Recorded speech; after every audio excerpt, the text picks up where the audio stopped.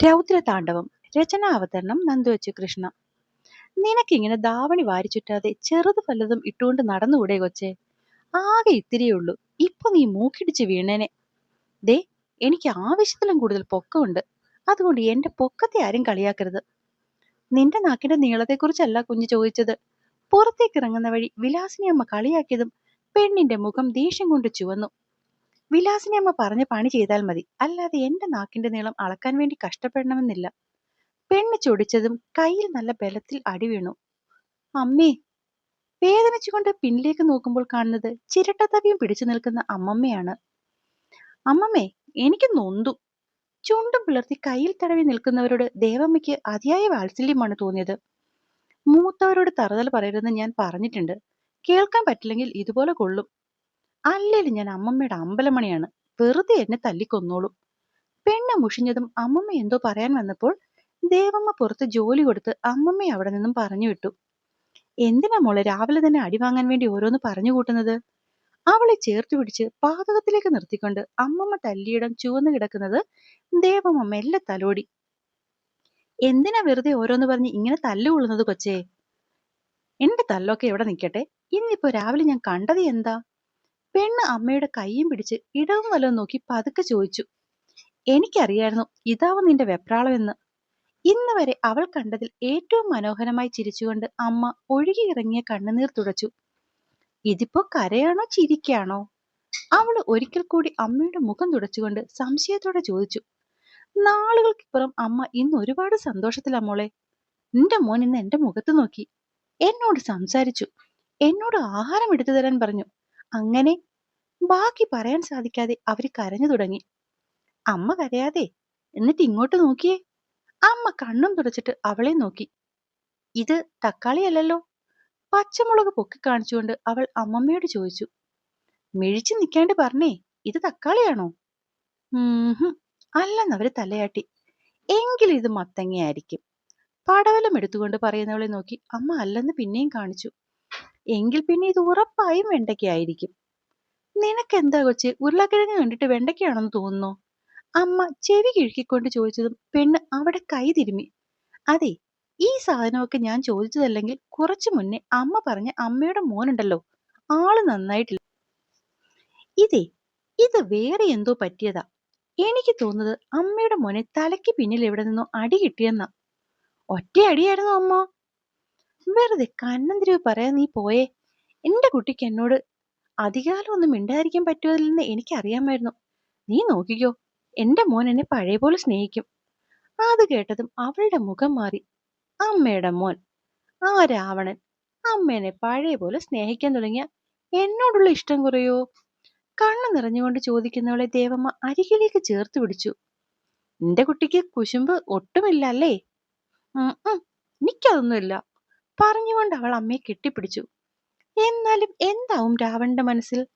അതായിരുന്നു അവളുടെ ചിന്ത അത്രയും. അന്ന് വൈകുന്നേരം അമ്മയാണ് അവന് വേണ്ടി കാത്തിരുന്നത്. രാത്രി ഉറപ്പായും അവൻ പഴയ സ്വഭാവം കാണിക്കുമെന്ന് കരുതി അവളും ഉറക്കമുളച്ച് മുറിയിൽ തന്നെ ഇരുന്നു. ആളുടെ വണ്ടി ശബ്ദം കേട്ടതും ഉറക്കപ്പിച്ചയിൽ പോയി കതകിന്റെ പാളി തുറന്നു കൊടുത്തത് അമ്മയും അവനെയും നോക്കി നിന്നു. എന്നത്തെ പോലെയും അമ്മയെ നോക്കിക്കൊണ്ട് അവൻ പോകുമെന്ന് കരുതിയ അവളെ ഞെട്ടിച്ചുകൊണ്ട് വംശി അന്ന് ഉടനെ സെറ്റിയിലിരുന്നു. പ്രത്യേകിച്ച് സംസാരമൊന്നും ഉണ്ടായില്ലെങ്കിലും അമ്മ കൊടുക്കുന്ന കോഫി അമ്മയുടെ കയ്യിൽ നിന്ന് തന്നെ വാങ്ങി കുടിച്ചു. സാധാരണ അമ്മ കോഫി കൊടുത്താലും ടേബിളിൽ വെച്ചാൽ മാത്രം എടുക്കുന്നവന്റെ ആ പ്രവൃത്തി അവളെ വല്ലാതെ ഞെട്ടിച്ചു. അടുത്ത ദിവസമെങ്കിലും ഇതെല്ലാം മാറും എന്ന് പ്രതീക്ഷിച്ചവളുടെ എല്ലാ പ്രതീക്ഷകളെയും തെറ്റിച്ചുകൊണ്ട് അടുത്ത 2 ദിവസവും ഇങ്ങനെയൊക്കെ തന്നെ ആയിരുന്നു അവിടെ. സത്യം പറഞ്ഞാൽ അവന്റെ പ്രവൃത്തികളൊക്കെ കണ്ട് ആകെ അന്തം വിട്ടു നിൽക്കുകയായിരുന്നു അവൾ. ഇന്നും എഴുന്നേറ്റപ്പോൾ വളരെയധികം താമസിച്ചു. ശരിക്കും പറഞ്ഞാൽ താമസിച്ചതല്ല, എഴുന്നേറ്റ് കിടന്നിട്ടും കട്ടിൽ നിന്നും എഴുന്നേൽക്കാത്തതാണ്. എന്നും രാവിലെ അമ്മമ്മയ്ക്കൊപ്പം 4:30 ആവുമ്പോൾ അടുക്കളയിൽ കയറിക്കൊണ്ടിരുന്നൊരു കാലമുണ്ടായിരുന്നു.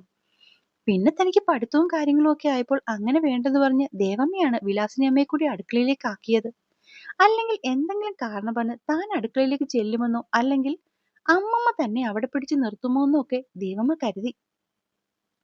സെക്കൻഡ് ഇയർ ആയപ്പോഴേക്കും 5:30 എന്നുള്ളത് പിന്നെയും 6 മണിയാക്കി അമ്മ. അല്ലെങ്കിൽ പിന്നെ വെളുപ്പിനെ എഴുന്നേറ്റോ, പക്ഷെ പഠിക്കാൻ വേണ്ടി മാത്രമായിരിക്കണം എന്നൊരു നിയമം പോലും വെച്ചു. തന്നോടുള്ള അമ്മയുടെ സ്നേഹം അറിയുന്നത് കൊണ്ട് തന്നെ ആരും അതിനെപ്പറ്റി ഒന്നും പറയാൻ നിന്നില്ല. പക്ഷെ അപ്പോഴും ആറരയ്ക്കപ്പുറം അടുക്കളയിൽ കയറാതിരുന്നിട്ടില്ല. എന്തിന്? സെക്കൻഡ് ഇയറിലെ ഫൈനൽ എക്സാമിന് പോലും അങ്ങനെയായിരുന്നു. ഇന്നിപ്പോൾ മനഃപൂർവ്വമാ 8 മണി വരെ ഇവിടെ നിന്നിട്ട് പുറത്തേക്ക് ഇറങ്ങുന്നത്. അതിന് അമ്മമ്മയുടെ വായിൽ നിന്ന് കഴിഞ്ഞ 2 ദിവസവും വയറു നിറച്ച് കേട്ടു. സത്യം പറഞ്ഞാൽ അമ്മമ്മ വഴക്കു പറയുമ്പോൾ സങ്കടം വരുമെങ്കിലും ഈ കഴിഞ്ഞ 2 ദിവസവും അതൊക്കെ സഹിച്ചത് ആ രാക്ഷസനെ കാണാതിരിക്കാൻ വേണ്ടി മാത്രമായിരുന്നു. എന്തോ ഒരു പ്രോജക്ടിന്റെ പ്രശ്നങ്ങളുമായി ആള് രാവിലെ 7:30 ആവുമ്പോഴേക്കും ഇവിടെ നിന്ന് പോകും. അല്ല, എന്തേലും അങ്ങോട്ടും ഇങ്ങോട്ടും പോയാൽ പോലും അങ്ങേയറ്റം 8 മണി. അപ്പൊ പിന്നെ ആ നേരം കഴിഞ്ഞു പോയാൽ ആവശ്യമില്ലാത്തൊരു കൂടിക്കാഴ്ച ഒഴിവാക്കാലോ. അല്ലെങ്കിൽ പിന്നെ ആള് ഉള്ളപ്പോഴാണ് ഇറങ്ങി ചെല്ലുന്നെങ്കിൽ അമ്മൂമ്മയാണെങ്കിലും വിലാസിനിയമ്മയാണെങ്കിലും ഒക്കെ സാധനങ്ങൾ തന്നെ കൊണ്ടാവും ടേബിളിലേക്ക് എടുത്തു വെപ്പിക്കുക. ആ നേരം അറിയാതെ പോലും തന്നെ നോക്കാതെ കുനിഞ്ഞിരുന്ന് കഴിക്കുന്നതിന്റെ മുഖം എത്ര വേണ്ടെന്ന് വെച്ചാലും കണ്ണിലുടക്കും. അതൊരു തരം ശനിയാണ്. അങ്ങനെ മനസ്സിൽ ആലോചിച്ചെടുത്ത തീരുമാനമാണ് ആള് പോയി കഴിഞ്ഞു മാത്രം പുറത്തിറങ്ങുക എന്നത്. ഇന്നലെ എല്ലാവരും കൂടി ഇരുന്നപ്പോൾ അത് പറയുകയും ചെയ്തു. അതിന് അമ്മമ്മയും വിലാസിനിയമ്മയും ശരിക്ക് വഴക്കു പറഞ്ഞു. പക്ഷെ ഇപ്പോഴും ദേ വന്ന് അവളുടെ ഇഷ്ടം പോലെ ആയിക്കോട്ടെ എന്ന് പറഞ്ഞ് സപ്പോർട്ട് ചെയ്യുക മാത്രമാണ് ചെയ്തത്. കഴിഞ്ഞ ദിവസത്തെ കാര്യങ്ങളുടെ ആലോചനയോടെ അവൾ കുളിക്കാൻ കയറി പെട്ടെന്ന് കുളിച്ച് പുറത്തേക്കിറങ്ങി. അധികമൊന്നും ഒരുക്കം കൂടാതെ മുടിത്തുമ്പ് കെട്ടിയിട്ടിട്ട് പുറത്തേക്കിറങ്ങിയവൾക്ക് പതിവില്ലാത്തൊരു മൂടാപ്പ് തോന്നി. കഴിഞ്ഞ 3-4 ദിവസമായി അടുക്കളയിൽ നിന്നും ഉയർന്നു കേൾക്കുന്ന ദൈവമ്മയുടെ ശബ്ദമോ ബഹളങ്ങളോ ഒന്നും തന്നെ ഇന്ന് കേൾക്കുന്നില്ല. അമ്മ ഇനി ഇല്ലേ ആവോ? എവിടെയെങ്കിലും പോകുമെന്ന് പറഞ്ഞതും ഇല്ലല്ലോ. ചിന്തയോടെ അവൾ അകത്തേക്ക് നോക്കി. കാണാഞ്ഞപ്പോൾ പഴയ പോലെ അടുക്കളയിലേക്ക് ചെന്നു. നോക്കുമ്പോൾ ആള് അച്ചങ്ങപ്പയർ ഒടിച്ചുകൊണ്ട് അവിടുത്തെ കുഞ്ഞു ടേബിളിൽ ഇരിപ്പുണ്ട്. ആഹാ, അമ്മ ഉണ്ടായിരുന്നോ? ആളും ബഹളമൊന്നും കാണാഞ്ഞപ്പോൾ ഞാൻ കരുതി അമ്മ എവിടെയെങ്കിലും പോയിട്ടുണ്ടാവുമെന്ന്. അടുക്കളയ്ക്ക് ചെന്ന് അമ്മയെ നോക്കി ചിരിച്ചുകൊണ്ട് അവളും ഒപ്പം കൂടി. സാധാരണ തന്നെ കാണുമ്പോഴേ ആഹാരം കഴിക്കുന്നില്ലേന്നോ അല്ലെങ്കിൽ എവിടെയായിരുന്നോ എന്നൊക്കെ ചോദിക്കുന്ന അമ്മയുടെ മൗനം. ഒപ്പം കരഞ്ഞതിന്റെ ബാക്കിയായി മുഖം ചുവന്നു കിടക്കുന്നു. അവളുടെ കയ്യിലെ പയർ താഴെയിട്ടുകൊണ്ട് അവൾ അമ്മയെ നോക്കി. എന്താ അമ്മേ, എന്താ പറ്റിയേ? ഇവിടുത്തെ സാർ വന്നോ? അതോ ഇനി ഫോൺ വിളിച്ച് എന്തെങ്കിലും പറഞ്ഞോ? നേരത്തെ ആയിരുന്നു എന്ന് വെച്ചാൽ ആദ്യം ചോദിക്കുക രാവണൻ എന്തെങ്കിലും പറഞ്ഞോ എന്നായിരുന്നു. ഇതിപ്പോ അതിന്റെ ആവശ്യമില്ലല്ലോ. മോൻ അമ്മയെ സ്നേഹം കൊണ്ട് വീർപ്പ് മുട്ടിക്കുകയല്ലേ. അതാണ് ഇവിടുത്തെ സാറിലേക്ക് ചോദ്യങ്ങൾ അത്രയും പോയത്. ഒന്നുമില്ല മോളെ. അവളെ നോക്കി ചിരിക്കാൻ ശ്രമിച്ചുകൊണ്ട് അവർ പിന്നെയും ജോലി തുടങ്ങി. കണ്ണുകളിൽ സംശയം കുറിപ്പിച്ച് അവരെ നോക്കുന്നതിനൊപ്പം തന്നെ അവളുടെ കണ്ണുകൾ അമ്മയും വിലാസിനിയമ്മയും തിരക്കി. അവിടെയും ഏറെക്കുറെ ഇതൊക്കെ തന്നെയാണ് അവസ്ഥ. അപ്പൊ കാര്യമായി എന്തോ സംഭവിച്ചിരിക്കുന്നു. അവൾ ഒരു ദീർഘനിശ്വാസം എടുത്തുകൊണ്ട് അമ്മയുടെ കയ്യിൽ നിന്നും അച്ചിങ്ങ വാങ്ങി മുറത്തിലേക്ക് ഇട്ടുകൊണ്ട് ആ 2 കൈകളും പൊതിഞ്ഞു പിടിച്ചു. എന്താ അമ്മേ, എന്താ അപ്പൊ എന്റെ അമ്മയെ കരയിക്കാൻ പാകത്തിന് ഇവിടെ ഉണ്ടായത്? അത് മോളെ. അവളുടെ കണ്ണുകൾ നിറഞ്ഞു തുളുമ്പി. പറയമ്മേ. വിച്ചുമോനൊന്നും കഴിച്ചില്ല. വിച്ചുമോനോ? ആളെ മനസ്സിലാവാത്ത പോലെ അവളുടെ ശബ്ദം അല്പം ഉയർന്നു. പതുക്കെ പറയടി. അമ്മമ്മയുടെ ഒച്ച കേൾക്കുമ്പോഴാണ് തന്റെ ശബ്ദം വല്ലാതെ ഉയർന്നിരുന്നു എന്ന് അവൾക്ക് തോന്നിയത്. വിച്ചുമോനോ? ആരാ അമ്മേ? ഓ ഓ ഓ ഓ. ചോദിക്കുന്നതിനിടയിൽ ഓർമ്മ വന്ന പോലെ അവൾ പെട്ടെന്ന് തലകുലുക്കി. എന്തുപറ്റി അമ്മയുടെ നല്ലവനായ വിച്ചുമോന്? ഇത് ഇങ്ങനെയൊക്കെ വരുള്ളൂ എന്ന് നേരത്തെ അറിയുന്ന പോലെ അവള് മാക്സിമം പുച്ഛം കലർത്താതെ സംസാരിക്കാൻ നോക്കിയെങ്കിലും ശരിക്കും പുച്ഛത്തിൽ തന്നെ ആയിപ്പോയി അവളുടെ ആ ചോദ്യം. അറിയില്ല മോളെ. രാവിലെ കുറച്ചു ദിവസമായി രാവിലെ ഇറങ്ങി വരുമ്പോഴേക്കും കോഫിയും ബ്രേക്ക്ഫാസ്റ്റും ഒക്കെ കഴിക്കുന്ന അമ്മോൻ ഇന്ന് എന്നെ ഒന്ന് നോക്കുക പോലും ചെയ്യാതെയാണ് ഇറങ്ങിപ്പോയത്. ഞാനാണെങ്കിൽ അവനിന്ന് ഏറ്റവും ഇഷ്ടമുള്ള ആഹാരമാണ് ഉണ്ടാക്കിയത്. എന്നിട്ടും അവരുടെ കണ്ണ് നിറഞ്ഞൊഴുകി. അപ്പോഴേക്കും പെണ്ണിന്റെ കണ്ണിൽ പത്തിരിയും തേങ്ങാപ്പാലും ഒക്കെ പെട്ടിരുന്നു. പാവം, വെളുപ്പിനെ എഴുന്നേറ്റ് ശരിക്കും കഷ്ടപ്പെട്ടുണ്ടാക്കിയതാവും. ആർക്കു വേണ്ടിയാണ് ഉണ്ടാക്കിയത് അയാൾ തന്നെ ഒന്ന് നോക്കുക പോലും ചെയ്യാതിരുന്നപ്പോൾ സങ്കടവുമായിട്ടുണ്ടാവും. അല്ലെങ്കിൽ ഈ മനസ്സ് നിറയെ അവനോട് ദേഷ്യമുള്ളവളുടെ ഹൃദയത്തിലേക്ക് ഇതും കൂടി ആയപ്പോൾ പക വല്ലാതെ കൂടി. എന്റെ അമ്മേ, ഞാൻ അപ്പോഴേ പറഞ്ഞതല്ലേ ഇതമ്മയുടെ മോന് തലയ്ക്ക് എവിടെ നിന്നോ അടി കിട്ടിയതിന്റെ ആയിരുന്നു ഈ 3-4 ദിവസത്തെ പ്രകടനം.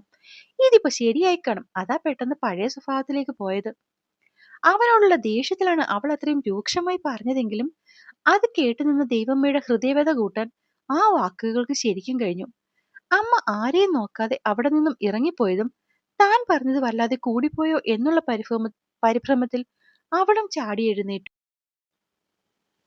അമ്മേ, അതെ അമ്മേ, അമ്മേ ഞാൻ ചുമ്മാ വെറുതെ പറഞ്ഞതാ.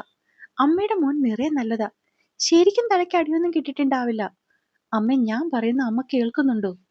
എന്തൊക്കെ പറഞ്ഞിട്ടും തന്നെ ഒന്ന് തിരിഞ്ഞു നോക്കാതെ ഒരു വശത്തേക്ക് കിടക്കുന്ന അമ്മ കരയുകയാണെന്ന് അവരുടെ ശരീരം വിറയ്ക്കുന്നതിൽ നിന്ന് അവൾക്ക് അറിയാൻ പറ്റുന്നുണ്ടായിരുന്നു.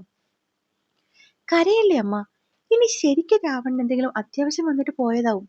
അല്ലെങ്കിൽ പിന്നെ കഴിഞ്ഞ 4-5 ദിവസം രാവിലെയും വൈകുന്നേരവും ഒക്കെ അമ്മയുടെ കയ്യിൽ നിന്ന് വാങ്ങിച്ച കഴിച്ച അമ്മയുടെ മോൻ ഇന്നൊരു രാവിലെ കൊണ്ട് ഇത്രയൊക്കെ മാറുമോ? ഒരൊറ്റ രാത്രി കൊണ്ട് മാറിയ മാറ്റമാണ് പിന്നീട് കണ്ട 4-5 ദിവസങ്ങളിലെ എന്ന് മനസ്സിലേക്ക് ഇടിച്ചു കയറി വന്നെങ്കിലും ആ നേരം അതൊന്നും ചോദിക്കാൻ അവൾ താല്പര്യപ്പെട്ടില്ല. അല്ലെങ്കിലേ അമ്മയുടെ കൊച്ചുമോൻ കഴിച്ചില്ല എന്നുള്ള സങ്കടമാണ്. ഇനി താനോട് എന്തെങ്കിലും പറഞ്ഞിട്ട് കുറച്ചു മുന്നേ ഉണ്ടായതിനെ വീണ്ടും കൂട്ടാൻ വയ്യ. ആ രാക്ഷസനെ ഒട്ടും ഇഷ്ടമല്ല. എന്നുവെച്ച് അയാളോടുള്ള ഇഷ്ടക്കേളിലും ഒരുപാട് വലുതാണ് അമ്മയോടുള്ള സ്നേഹം. അതുകൊണ്ട് തൽക്കാലം എന്തു പറഞ്ഞാലും അമ്മയുടെ സങ്കടം മാറ്റുക എന്ന് മാത്രമേ ഉണ്ടായിരുന്നുള്ളൂ. സത്യം അമ്മ, എന്തോ അത്യാവശ്യ കാര്യമോ അല്ലെങ്കിൽ ടെൻഷൻ എന്തെങ്കിലും കാര്യമോ കൊണ്ടോ ആകും അമ്മയുടെ മോൻ ആ തോന്നലിൽ പോയതാകും. അതുകൊണ്ട് അമ്മ വെറുതെ ഇരുന്ന് വിഷമിച്ച് അസുഖങ്ങളൊന്നും വരുത്തിക്കൂട്ടാതെ എഴുന്നേറ്റേ, എന്നിട്ട് വന്ന് എന്റെ ഒപ്പം ഇരുന്ന് കഴിച്ചേ. നിക്ക് വേണ്ട കുട്ടിയെ, ഒന്ന് കിടന്നാൽ മതി. ആകെ ഒരു ക്ഷീണം. അവൻ പിടിച്ചെഴുന്നേൽപ്പിക്കാൻ നോക്കിയിട്ടും അത് കൂട്ടാക്കാതെ അവർ കട്ടിലേക്ക് കിടന്നുകൊണ്ട് പറഞ്ഞു. കണ്ടോ, ഇതാ ഞാൻ പറഞ്ഞത്. അമ്മയ്ക്കറിയാലോ, അമ്മയ്ക്കൊരു 99 അസുഖങ്ങളുണ്ടെന്ന്. അതിന് ആഹാരം കഴിച്ചിട്ടും കഴിക്കാതെ ഒക്കെ കഴിക്കാനുള്ള മരുന്നുണ്ട്. അതൊക്കെ സമയത്ത് നോക്കുന്നുണ്ടോ? അമ്മ ഇപ്പോൾ വലിയ പ്രശ്നമില്ലാതെ ഇരിക്കുന്നത്. അതുകൊണ്ട് അമ്മ വെറുതെ ആദ്യം എടുത്ത് ഓരോന്ന് വീണ്ടും ഒപ്പിക്കല്ലേ. കഴിഞ്ഞ വട്ടം തന്നെ വിമ്മിഷ്ടം വന്നിട്ട് എന്ത് പാടുപെട്ടാ നമ്മള്. ഒരാഴ്ചയല്ലേ ഡോക്ടർ ഹോസ്പിറ്റലിൽ കിടത്തിയത്. തലേ പ്രാവശ്യം ഏകദേശം 10 ദിവസത്തോളം വലിവ് കൂടിയിട്ട് ദേവമ്മ ഹോസ്പിറ്റലിൽ കിടക്കേണ്ടി വന്നിരുന്നു. അതൊക്കെ ഉറപ്പിച്ചുകൊണ്ട് പെണ്ണ് അമ്മയെ പിടിച്ചെഴുന്നേൽപ്പിച്ച് അടുക്കളയിലേക്ക് നടന്നു. തന്റെ ടേബിൾ കൊണ്ടിരുത്തി ഓരോന്നൊക്കെ പറഞ്ഞ് തനിക്ക് ആഹാരം വാരിത്തരുന്നവളെ ഒരുപാട് സ്നേഹത്തോടെ അമ്മ നോക്കിയിരുന്നു. ഇങ്ങനെ തൊട്ടതിനും പിടിച്ചതിനുമൊക്കെ കണ്ണു നിറച്ച് നിൽക്കല്ലേ വൈകുണ്ഠത്തിൽ ദേവമ്മേ. എന്റെ അമ്മ സുന്ദരിയല്ലേ. അമ്മേന്റെ കവിളിൽ പിടിച്ച് കൊഞ്ചിക്കും പോലെ പെണ്ണ് ചിരിച്ചതും ദേവമ്മ ചിരിച്ചു. ഈ ഗുളികയും കൂടി കഴിച്ചിട്ട് ശരിക്കും ഒന്ന് കിടന്നിറങ്ങ. അപ്പോഴേക്കും ഈ ക്ഷീണമൊക്കെ അങ്ങ് മാറും. അങ്ങനെ അമ്മയെ തിരികെ മുറിയിലാക്കി മരുന്നും കൊടുത്ത് അവൾ പുതപ്പിച്ച് കിടത്തി അമ്മ ഉറങ്ങി എന്ന് കണ്ടതിന് ശേഷമാണ് വന്നത്. എന്റെ മഹാദേവ, അങ്ങേരെന്തോ കിരിയങ്കുത്തിന് ഓരോന്നൊക്കെ കാട്ടിക്കൂട്ടുന്നതാണ്. അതൊക്കെ ഈ അമ്മ സീരിയസ് ആയത് എടുത്തിട്ട് ഇനി എന്തൊക്കെ ഉണ്ടാക്കി വെക്കുമോ ആവോ. അല്ലേ തന്നെ പ്രഷറും ഷുഗറും കൊളസ്ട്രോളും ആസ്മയും എന്ന് വേണ്ട ഈ ലോകത്തുള്ള എല്ലാ അസുഖവും ആ ശരീരത്തിലുണ്ട്. ഇനിയിപ്പം മനസ്സും കൂടി വിഷമിച്ചാൽ പൂർത്തിയായി. വംശിയെ മനസ്സിൽ 1000 തവണ പ്രായിക്കൊണ്ട് അവൾ അവിടെ നിന്നും ഇറങ്ങി. ഒരു പക്ഷേ അവൾ പറഞ്ഞ പോലെ തിരക്ക് കൊണ്ടാകും വംശിയൊന്നും കഴിക്കാതെ പോയത് എന്ന് വിശ്വസിച്ചിരുന്ന ദേവമ്മയുടെ വിശ്വാസത്തെ തെറ്റിച്ചുകൊണ്ട് രാത്രിയും അവൻ അമ്മയൊന്ന് നോക്കുക പോലും ചെയ്യാതെ മുറിയിലേക്ക് പോയി. പിറ്റേന്നും അതിന്റെ പിറ്റേന്നും കൂടി ഇത് ആവർത്തിച്ചതും ദേവമ്മ ആകെ തകർന്നു. കുറെ കാലങ്ങൾക്ക് മുമ്പ് വരെ ശീലിച്ചിരുന്ന രീതിയിൽ 4 ദിവസം കൊണ്ട് മാറ്റി അവർക്ക് ഒരുപാട് സന്തോഷം നൽകിയവൻ തന്നെ ഇന്നിപ്പോൾ അവരുടെ വയ്യാഴികയ്ക്കും കാരണമായി. അന്ന് വൈകുന്നേരം കോളേജിൽ നിന്ന് വന്ന സിദ്ധി കാണുന്നത് ദൈവമ്മയെ ഹോസ്പിറ്റലിലേക്ക് കൊണ്ടുപോകുന്ന വിലാസിനിയമ്മയാണ്. അമ്മയുടെ അവസ്ഥയും വിലാസിനിയമ്മയുടെ കരച്ചിലും ഒക്കെ കണ്ടതും അവള് ബാഗ് വരാന്തയിൽ വെച്ച് തന്നെ അവർക്കൊപ്പം കാറിൽ കയറി. അമ്മയെ സ്ഥിരമായി കാണിച്ചുകൊണ്ടിരുന്ന നാരായണ ഹോസ്പിറ്റലിലേക്ക് എത്തിയതും ഡോക്ടർ അമ്മയെ അഡ്മിറ്റ് ചെയ്തു. ഇപ്പൊ അമ്മയ്ക്ക് എന്തു പറ്റി? ഹെൽത്ത് ഒക്കെ കൊളാപ്സ് ആണല്ലോ. കഴിഞ്ഞ തവണ അമ്മയെ നോക്കിയ മേഴ്സി ഡോക്ടർ ചോദിക്കുമ്പോൾ അവരോട് എന്താണ് മറുപടി പറയേണ്ടത് എന്നറിയാത്തൊരവസ്ഥയിലായിരുന്നു സിദ്ധി. അമ്മയ്ക്ക് എങ്ങനെയുണ്ട് ഡോക്ടർ ഇപ്പോൾ? കണ്ണ് നിറച്ചുകൊണ്ട് ചോദിക്കുമ്പോൾ അവൾ അത്രമാത്രം ഭയന്നു പോയിരുന്നു. താനിങ്ങനെ പേടിക്കാതെ, ഇപ്പോൾ മെഡിസിൻ സമയത്ത് ഒന്നും കഴിച്ചില്ലെന്ന് തോന്നുന്നു, അതാണ്. പിന്നെ ആവശ്യമില്ലാത്ത എന്തൊക്കെയോ ടെൻഷനും പുള്ളിക്കാരി ഹോൾഡ് ചെയ്യുന്നു തോന്നുന്നു. എന്തായാലും കുറച്ചു നേരം ICUവിൽ കിടക്കട്ടെ. ICUവിലോ? താനിങ്ങനെ പാനിക് ആവുകയൊന്നും വേണ്ട കുട്ടി. ഇതിപ്പോൾ 1-2 മണിക്കൂർ ഞാൻ മനഃപൂർവ്വം അവിടെ കിടത്തിയതാണ്. നോക്കട്ടെ, അല്ലെങ്കിൽ ഇന്നൊരു ദിവസം ഇവിടെ കിടക്കേണ്ടി വരും. അമ്മയുടെയൊക്കെ മാറിയിട്ട് വിട്ടാൽ മതി ഡോക്ടർ. പിന്നെ അങ്ങനെയുള്ളൂ. കാലങ്ങളായി പരിചയമുള്ള രണ്ടുപേരുടെ ആശങ്കകളും പ്രശ്നങ്ങളും ഒക്കെയുള്ള മറുപടി കൊടുത്തിട്ടാണ് മേഴ്സി ഡോക്ടർ അവിടെ നിന്ന് പോയത്. ഏകദേശം 3-4 മണിക്കൂർ കഴിഞ്ഞപ്പോഴേക്കും അമ്മ ഓക്കെ ആയെങ്കിലും ആ ഒരു ദിവസം അവിടെ കിടക്കാൻ തന്നെ ഡോക്ടർ പറഞ്ഞു. ഇതിനിടയിൽ പാർത്ഥനെ വിളിക്കാൻ പലതവണ സിദ്ധി നോക്കിയെങ്കിലും അവൻ ബാംഗ്ലൂരിലാണെന്നുള്ള അറിവിൽ പിന്നെ വിളിച്ചില്ല. അങ്ങനെ പിറ്റേന്ന് വൈകുന്നേരമാണ് അമ്മയെ ഡിസ്ചാർജ് ചെയ്തത്. അമ്മയെ വീട്ടിൽ കൊണ്ടുവന്ന് കിടത്തി ആഹാരമൊക്കെ നൽകി ഉറങ്ങിയെന്ന് ഉറപ്പായ ശേഷം അവൾ മുറിയിൽ നിന്ന് പുറത്തിറങ്ങി. അന്ന് രാത്രിയാകാൻ അക്ഷമയോടെ കാത്തിരുന്നു. അതും ആ ഒരുവനെ കാണാൻ വേണ്ടി മാത്രമായി.